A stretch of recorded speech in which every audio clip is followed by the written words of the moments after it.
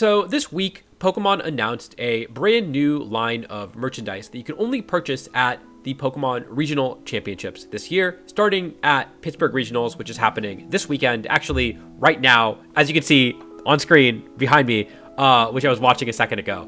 It was announced by some of the casters who looked very excited, and I think genuinely are very excited about it.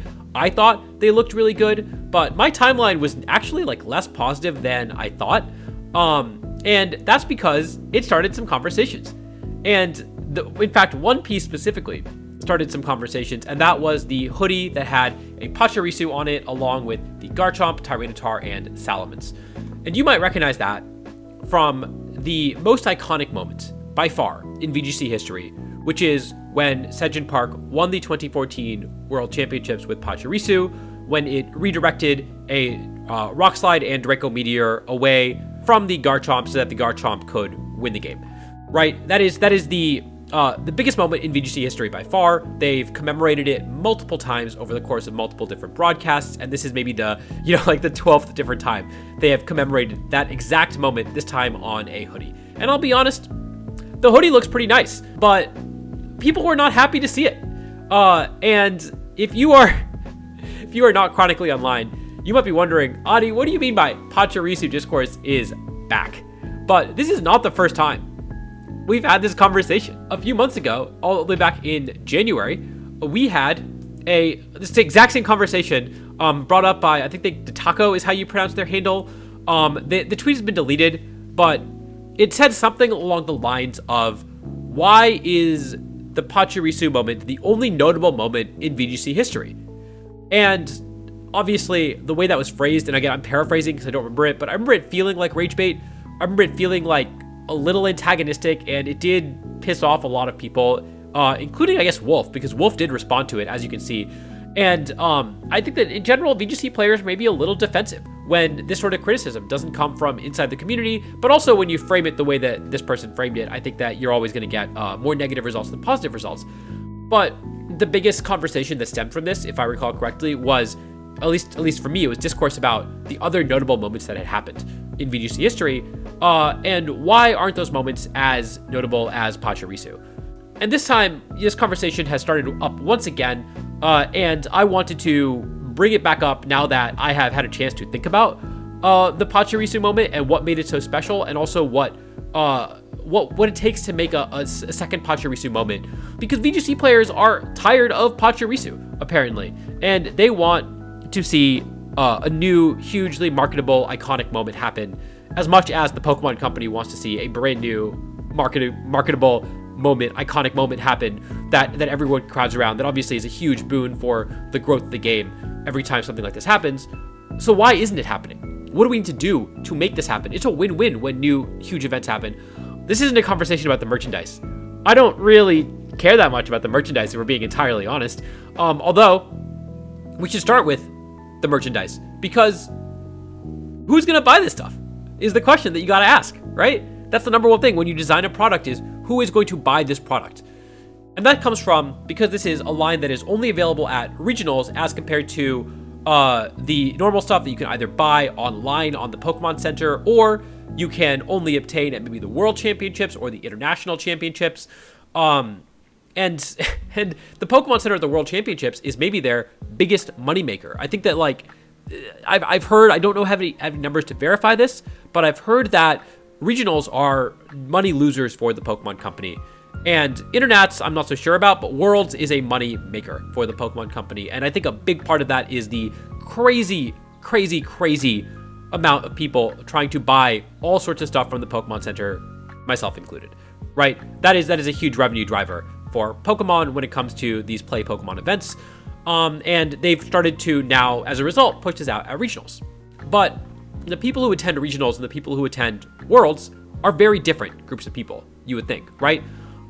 Obviously, people like me, who are super competitive, tend to go to basically every single event. Not every single event, obviously. I tend to go to 7 events in a year. Generally, it's 5 regionals, 1 Internats, and the World Championships for me.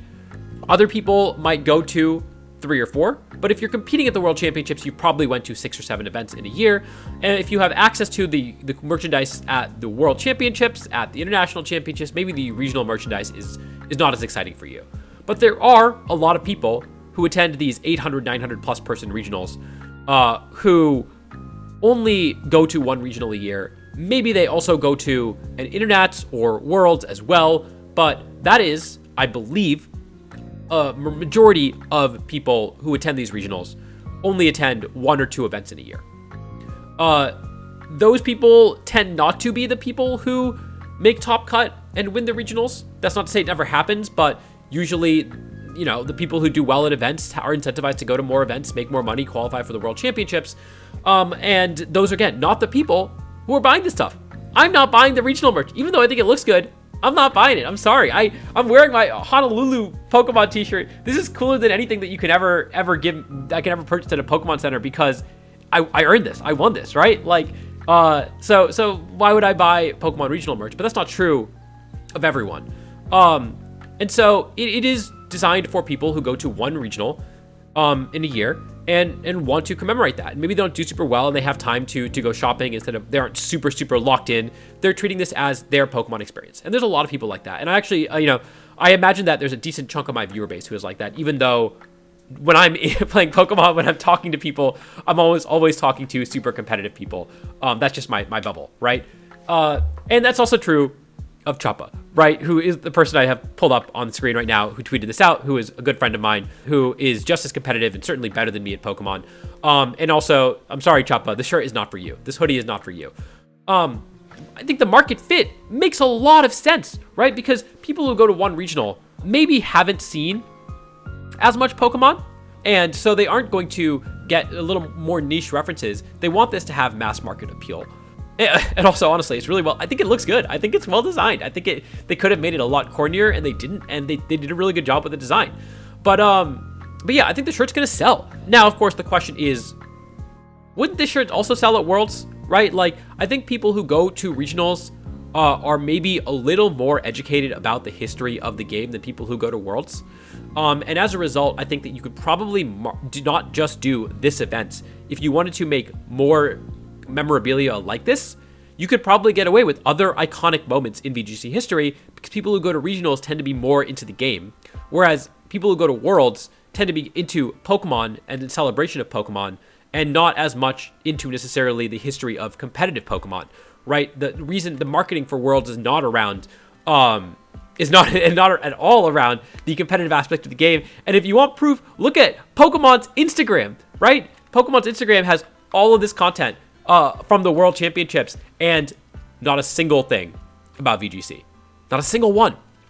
And kind of brings me to what I really want to talk about, which is the original deleted tweet that I had mentioned earlier from Taco. The Pachirisu moment is perfect. It is never going to be eclipsed. Probably, honestly, I'd say never going to be eclipsed. Never say never, but as the most iconic moment in VGC history. Specifically because it happened in the World Finals, right? That is the biggest moment every single year in VGC. And so it has the most eyeballs on it. It's the most exciting moment. So of course, for any moment to match Pachirisu, it not only has to happen in a super high profile match, but it also needs it needs everything to come perfectly, right? But also, that being said, VGC has grown so much since 2014. Surely, with the amount the game has grown, we should have a second incredible iconic moment, right? Like, surely we should. And why don't we? That's what I want to talk about. I know we're 10 minutes into the video and I'm just starting to talk about it, but that's what I want to talk about today. But first, I should mention that Pokemon has been aware of this problem and I think is trying to remediate it, and has done a lot of positive things since obviously 2014, but even just recently, that has made Pokemon a little more marketable. But I wanted to highlight first and foremost the Pokemon Championships history series that they made. They made 12 episodes of this, and they are, I think 5 of them are VGC. They released, I don't know how they decided these moments, and then they play these on regional broadcasts. But these moments, the moments are the Dragonite comeback, which is Giovanni Costa, but it's round 3 of an Internets. But sure, okay. But yes, it was a cool moment, but it was round 3 of an Internets. It just wasn't a big enough stage, nor were it big enough names to really have mainstream appeal. The second one is the 2017 Worlds semifinals, which I remember which was a crazy situation where the timer rules came up and it wasn't properly communicated, and Tomoyuki had a chance to very, very easily win the game just by double protecting on the last turn of time, but because Japan doesn't have time rules, he didn't. And then also Ryota, who had gone to win Worlds, got a critical hit and so it wasn't exciting. This is maybe the craziest moment in VGC history. Maybe the most consequential single misplay in VGC history, right? There's a lot you can describe this moment as, but in order to explain it to someone who doesn't play VGC, you need to explain a lot. You need to explain time rules. You need to explain like the context of the format. There's a lot to explain here. It's hard to show why you should be excited about this moment. And that's going to be a second thing that we talk about later on. Third one is the Machamp Champion. And I keep seeing this one and I've honestly never really paid attention to it because it is the 2015 Senior Worlds Finals. And I don't have this on my list of things to talk about, but I'm sorry, I can't take seniors seriously. It doesn't count. The hype, the crazy moment, the Pachirisu moment will never be a moment from juniors to seniors. It will be a Masters moment, just because that's the one that people that care about the most. And then finally, the fourth one is the Pachirisu moment, obviously. And by the way, just to give you an idea of the view counts of these videos, episode 1, 255K. Episode 2, 97K. Episode 3, 58K. And then episode 4 is back to 213K, right? Views. The first one is, of course, the first one on the playlist. So, of course, it's going to have a lot more views. And then the rest have, like, no views. No one cares. These aren't, even though I think episode 2 is maybe one of the biggest moments in VGC history, it wasn't, it just didn't do very well. Episode 10, the one from last year, is about Chalk, which is, of course, maybe the most iconic team in VGC history. Big Six gives it a run for its money, but it only got 32K views on YouTube. So it's pretty clear, you can see how much bigger the Pachirisu moment is than all these other moments. In fact, all these other moments combined. Sorry, the Dragonite moment has a high view count because of context, not because of the video itself, right? They are aware and they are trying to build up hype for other moments. And if one of these other moments had gone super viral, looking back at them, they might have considered doing some merchandise for them or hyping it up a little more. So they're trying. But I think I have some ideas on how they could do it better. Let's put it that way. So let's talk about it. What makes an iconic moment? That's the question you got to ask yourself, right? How do we construct the perfect Pachirisu moment? What did it have that made it go so viral beyond just the competitive sphere, beyond just the Pokemon sphere, to the point where my girlfriend, who does not play Pokemon, sees it on her TikTok, right? Like that's crazy. So what made that happen? It's on TikTok 11 years later. It's still people are still talking about it 11 years later. What makes it so perfect, right? Well, the first thing is that it happened in Worlds Finals. We have had crazy Pokemon win regionals, but it's not the same. If you win an Internets, maybe it's comparable. It's not comparable, but it's like the next best thing. But really, Worlds Finals is on a stage of its own. And so it has to happen on a big moment, ideally Worlds Finals. Even Worlds Top 4, as you saw, doesn't have the same appeal. And international finals also don't have the same appeal, but those are the next best things, obviously, is Worlds Top Cut and international finals. If it didn't happen in one of those moments, it probably is not going to get the amount of mainstream appeal that you want it to have. The second moment is it has to be an unusual Pokemon that does well, right? The same meta team is not going to do it. And also that Pokemon has to be cute. That's just the truth. It has to be a Pokemon that doesn't look like it would be a good Pokemon. So when Ryota won Worlds in 2017 with Crocodile, that was pretty unusual. I'll get to that example later. Crocodile was not a common Pokemon, but it looks like a good Pokemon. So the casuals are not going to be like, oh man, that's a Crocodile won Worlds? No, it looks like a Pokemon that could win Worlds. I don't know. So people are not going to talk about that one nearly as much, right? Also, that Pokemon has to be brought to the finals, and the Crocodile was not brought to the finals. So that also means that it didn't get that visibility despite being on the team. Not finally, there's a couple more things. But one of the big things is that there has to be one big play that turns the tide of the game, and that Pokemon has to be involved, right? So when Pachirisu went for Follow Me, ate a Draco Meteor, and Sejun won as a result of it, that was a big moment. I think that Sejun would have won even if the Pachirisu went down to the Draco Meteor, because the Garchomp took 2 knockouts anyways. But the fact that Pachirisu lived it, and it made it that much bigger. But as long as the Pachirisu got the Follow Me off, I think we might have had that same sort of virality with the moment. Please don't tell me that I got dissected the 2014 finals wrong, by the way. This is off the top of my head. The next thing is that everyone has to understand that play is important, right? Obviously, Pachirisu living a Draco Meteor and Garchomp taking 2 knockouts is a huge moment. I mean, it was easily the it was the turn that decided the World Championships, right? You could argue that the turn that decided the World Championships happened earlier, but this certainly was the turn that made it very clear. And so everyone understood why it was a big moment, and the reaction, you could hear it in the crowd noise. And this is an aside, but the crowd noise in the past pops so much more than it does nowadays. Nowadays, they muted it so much more. I would love it if they turned the music down and the crowd noise up, because if you hear that pop in the crowd, that's just that brings the energy level up for everything. In terms of how events will do in social media, but also just how excited I personally get, right? If I hear the crowd go crazy, I will go crazy. Onto that Pachirisu, probably originally targeted for that Garchomp, will connect, will deal some good damage, but we've already seen not enough. That Pachirisu is so bulky. But yeah, it also has to go all over social media. So those are the main points, right? Again, big events, weird Pokemon, has to be brought, has to be involved in the biggest play of the game. Everyone has to understand that's the most important play of the game. The reaction has to be appropriate. That means commentators and crowd. And then it has to go on social media. So that's a bunch of different steps that you have to take in order to reasonably get a moment that is as perfect as the Pachirisu. Oh, and also, while I was making this video, I was brainstorming what are the other moments that are comparable to this one.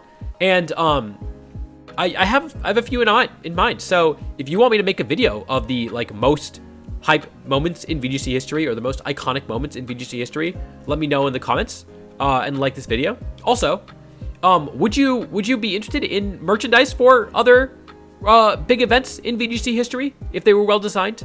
I know that the Pokemon Company might be rolling out more for regionals, but maybe that's something that I could make, right? That's a possibility. That's just kind of off the cuff. So leave a comment if that'd be something you'd be interested in as well.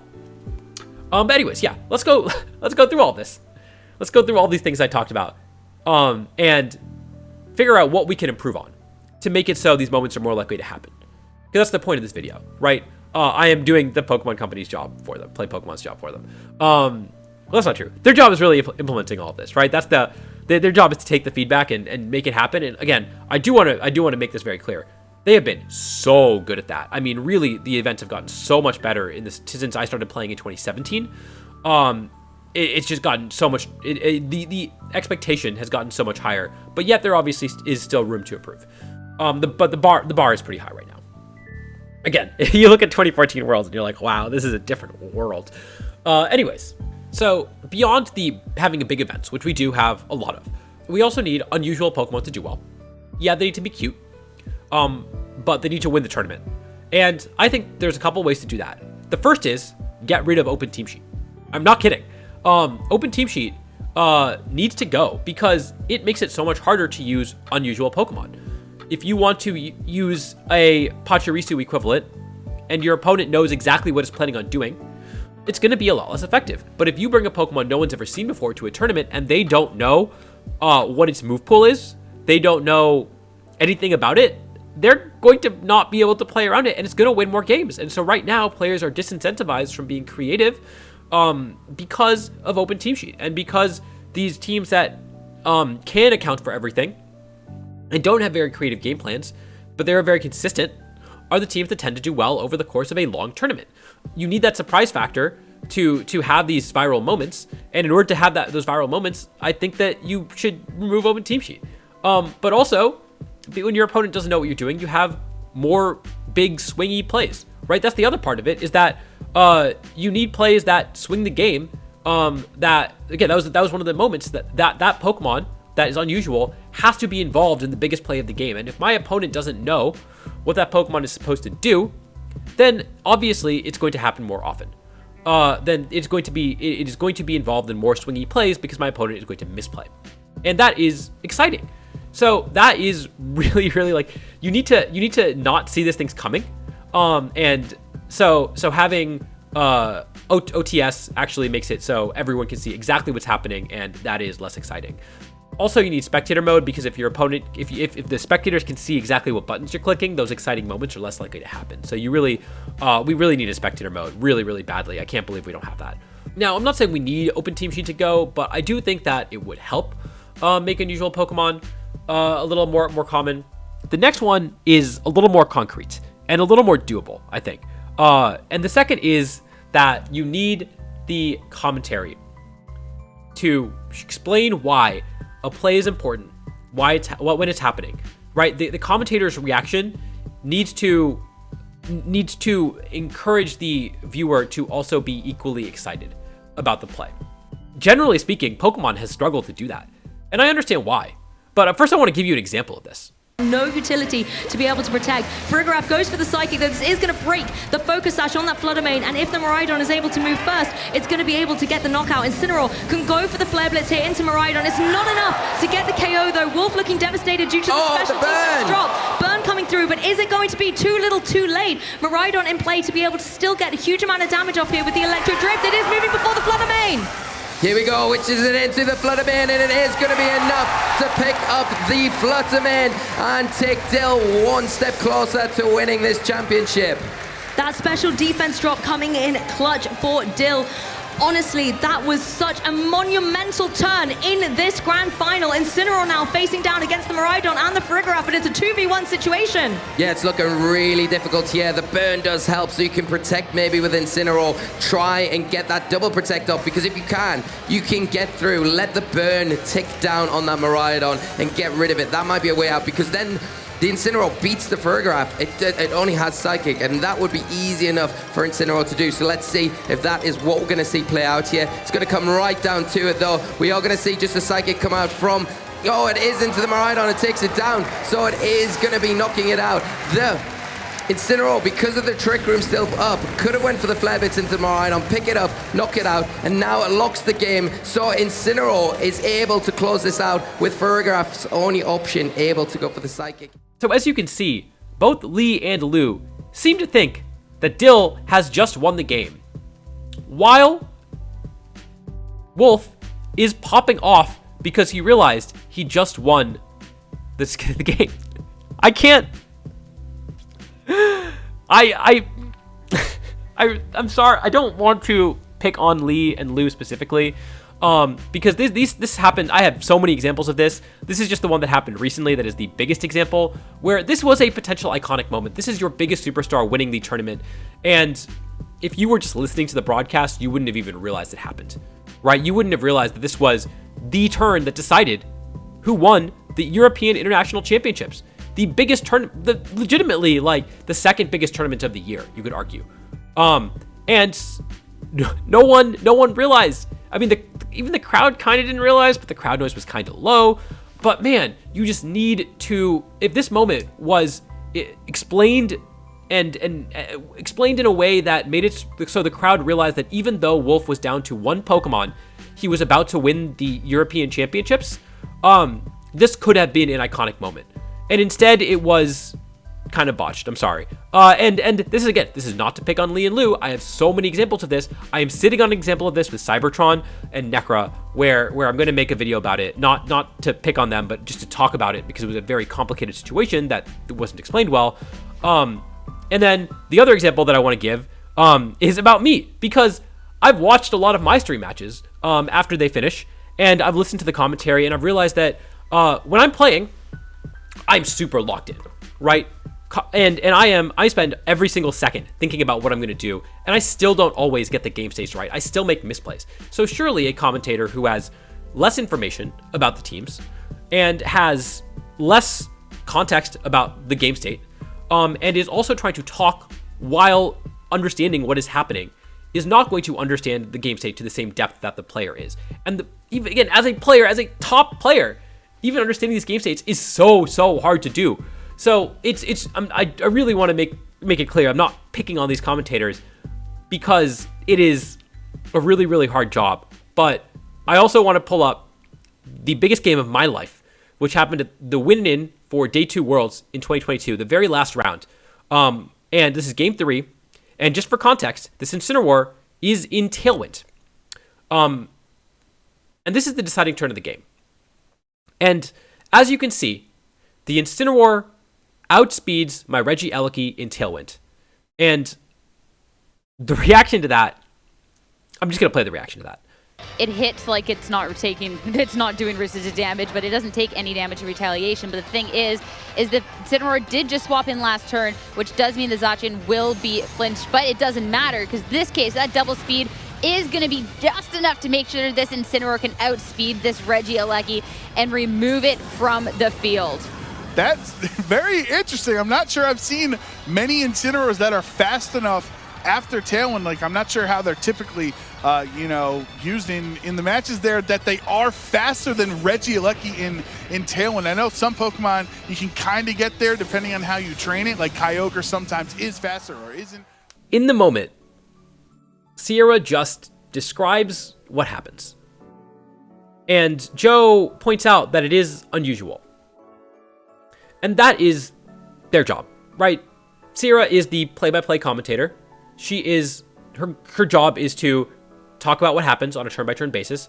Joe is the color commentator. He is supposed to explain what happens and give some context to the audience and make it colorful, right? Make it lively.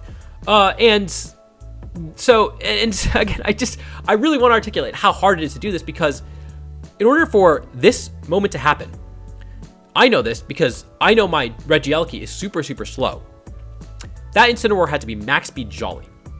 And so I'm sitting there realizing that if this Incineroar is max speed Jolly, I lose the game. Otherwise, I win the game.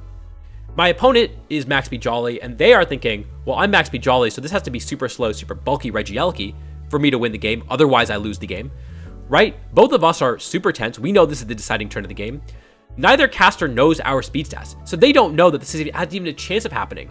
And Sierra talks about it like, yeah, this is like a normal thing that can happen. This was, I think, maybe the most exciting moment of the 2022 World Championships. Now, I was playing in the World Championships, so I wasn't watching all of the rounds, so I can't say that is obviously a very biased perspective. But from the social media reaction that I saw, people were going nuts. This was a crazy moment. And I am so sad that the commentators did not explain why this was a crazy moment, when I legitimately think there can't have been more than 2 or 3 plays at the World Championships that were more like that were more exciting than this one over the course of the entire weekend.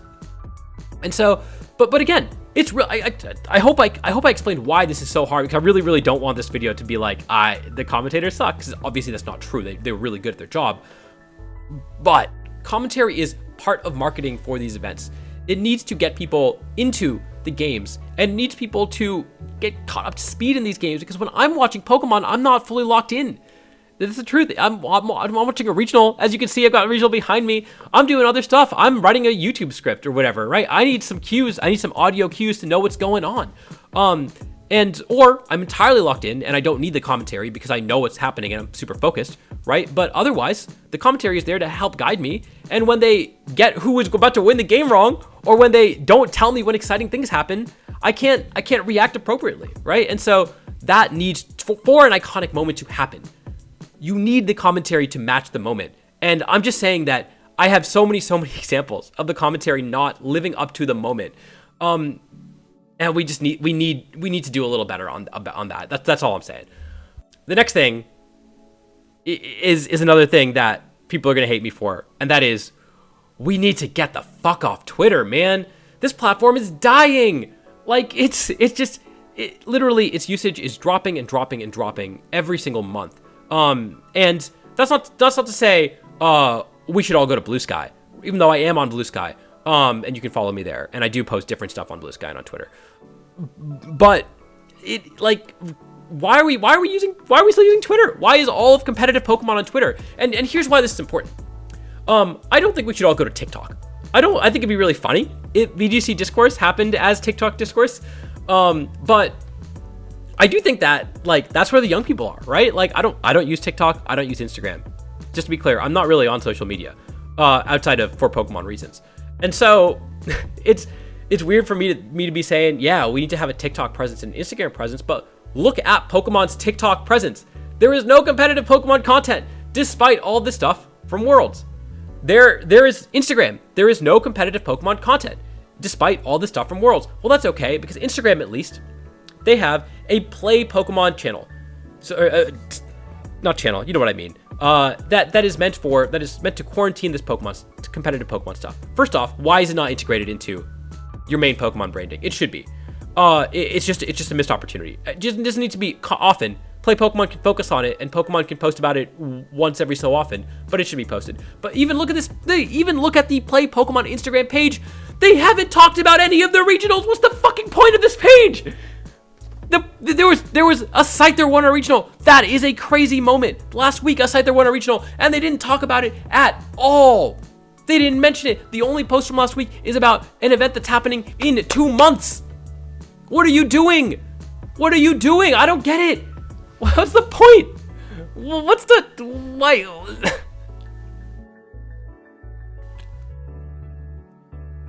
I can't, man. This is just such a missed opportunity. You already post this stuff on Blue Sky and on Twitter.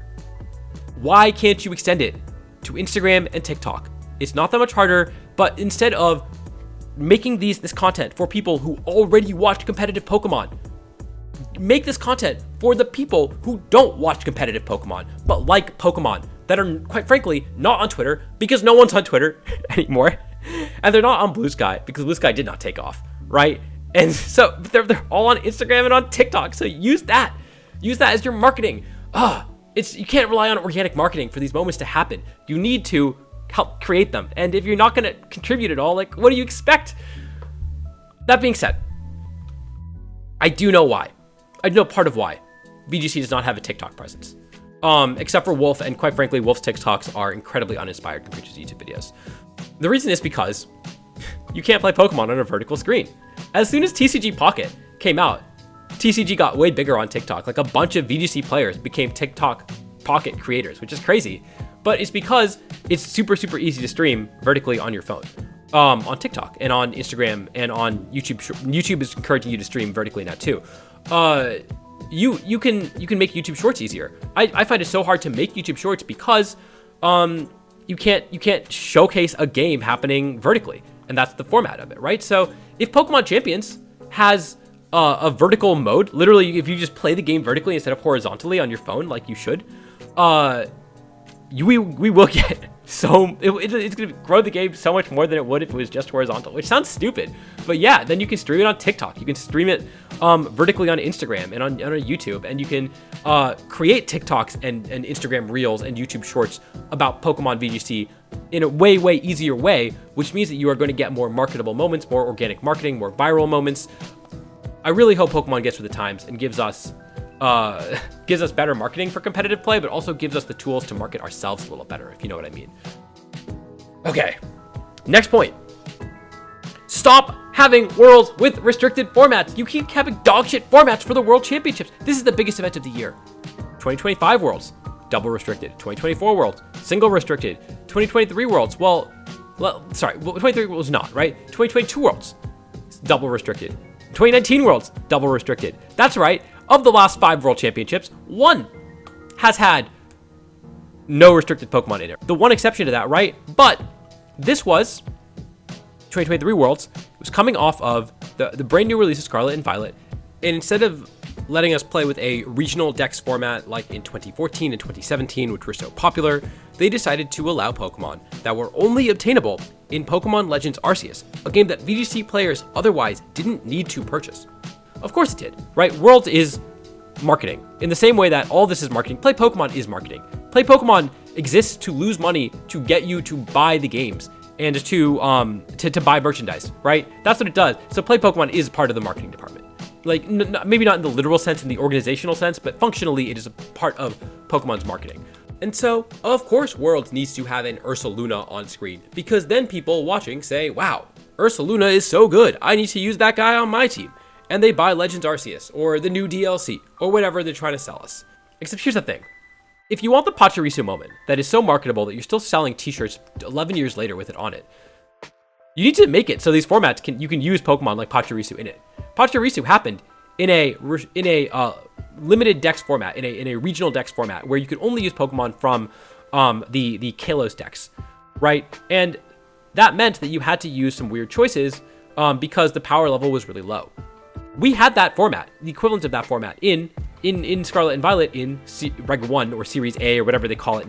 It had some crazy Pokemon do well. I mean, like, Palmot got to the finals of a regional. Garganacl won a regional. I know Garganacl just won a Reg H regional too, by the way. No one said anything.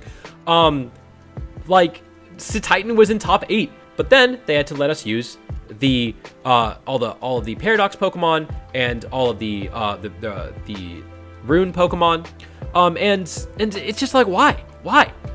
If you had Series A, Regulation 1, whatever you want to call it, in the World Championships, maybe we see Pachirisu again. Maybe right? Like that's what if you're trying to create these moments, you need to make it so these formats can happen.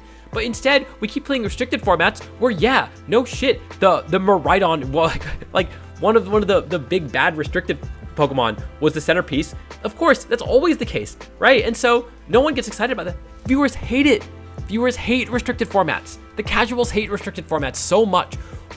Why do you keep making your biggest event in a restricted format? And then 2023 again, they had to make it so the DLC came out, and that it just ruined it, because Reg C even was very creative. It wasn't maybe exactly what I'm looking for in terms of weird choices, but there was a lot of creativity in that format. And then Reg D came out, and we're like, well, I guess we have to use Urshifu, right? Like, I guess we have to use Ursaluna. And I'm sure a lot of people bought Pokemon Legends Arceus to get Ursaluna and Basculin Legion. So I guess in that sense, it fulfilled its marketing. But if you want these viral moments, you do have to create formats where those viral moments can happen. And that might mean trading off with your like DLC release schedule, or when you allow DLCs in your or how you associate formats with DLCs. And obviously Champions, I really hope, is going to help alleviate that, as it means that Champions doesn't have to our Pokemon VGC events don't have to happen at the same time as these DLC releases. They don't have to line up properly, right? So maybe we'll see more of that, but please stop for the restricted format worlds. I'm so tired of them. We've had so many of them. All right. And then one last thing that they can do to really fix the problem, which is not a Play Pokemon thing. And just to give you some context what I mean by that, Play Pokemon is the organization that runs all of the competitive events outside of Asia. They are a subsidiary of the Pokemon Company International, which I believe is a subsidiary of the Pokemon Company in Japan. Right? So there's some layers to this. The Pokemon Company International is what is I believe they are the ones who technically host the World Championships. I'm not 100% sure about that, but they are the ones who run the Pokemon Instagram page as compared to the Play Pokemon Instagram page. Right? So everyone has some different like responsibilities here. It's a big organization. And I understand this is not something that the people who are actually watching this video, which is to say that maybe like if Chris Brown is watching this video, I understand that you can't actually do anything about this one. But you designed the game. You like Pokemon, the Pokemon Company and Game Freak designed the game. They get to choose what Pokemon get what stats and get what moves, right? Not Play Pokemon, but Game Freak. And they are aware of competitive Pokemon. We've seen them make changes to the game to fix competitive Pokemon, right? Back in Gen 7, they nerfed Pixelate and Aerilate because they were too strong. Nerfed Gale Wings because it was too strong, right? Like all this stuff.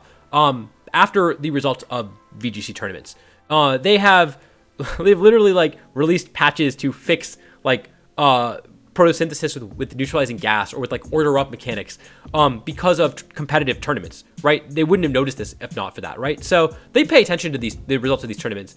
They think about, and this wasn't always true, like in Gen 3, Gen 4, certainly it wasn't true, but nowadays when designing Pokemon, they also think of what it could be doing in competitive play. But you don't need the best Pokemon in the game to look like this. If you're listening to this video, you're not watching it. This is Basculin Legion, and this is Ursaluna.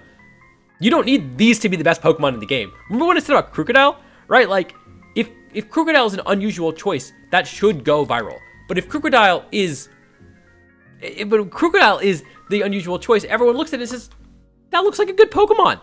Pachirisu doesn't, even though Pachirisu was better than Crocodile in its respective format.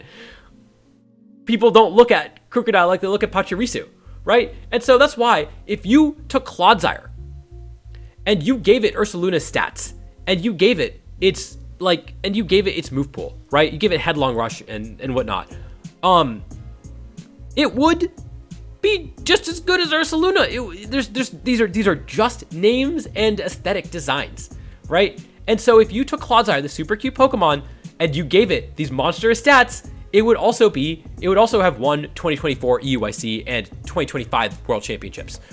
And then all of a sudden you have the Clodsire moment, right? But it's because these Pokemon are designed in this way that that people don't like them.